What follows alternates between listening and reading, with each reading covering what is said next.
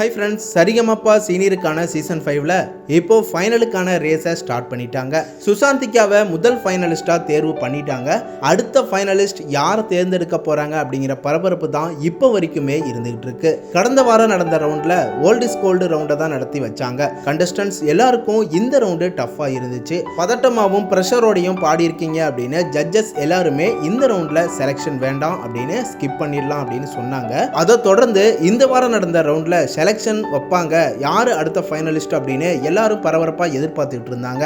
ஆனா இந்த வாரம் சரிகமப்பால ஜாலியான ஒரு என்டர்டைன்மெண்ட் எபிசோடா தான் நடத்தி வச்சிருக்காங்க. இந்த தீபாவளியை செலிப்ரேஷன் பண்ணி கொண்டாடுற விதமா தான் சிங்கிள் பசங்களையும் சரிகமப்பா கண்டஸ்டன்ஸையும் டான்ஸ், பாட்டு, வைப்பு அப்படின்னு மிக்சிங்கா பயங்கரமான என்டர்டைன்மெண்ட் ஷோவா நடத்தியிருக்காங்க. இந்த ரவுண்ட்லயும் ஃபைனலிஸ்டுக்கான செலெக்ஷன் இல்ல அப்படிங்கிறதுனால ரசிகர்கள் ஏமாற்றம் அடைஞ்சிட்டாங்க. இந்த ஷோவில் இனியாவுக்கு இப்படி ஒரு வேதனை நடந்திருக்கா அப்படின்னு ரசிகர்கள் ஷாக் ஆகிட்டாங்க. இனியாவும் கூமாப்பட்டியும் அட்டகாசமான ஒரு பர்ஃபார்மன்ஸை பண்ணியிருக்காங்க.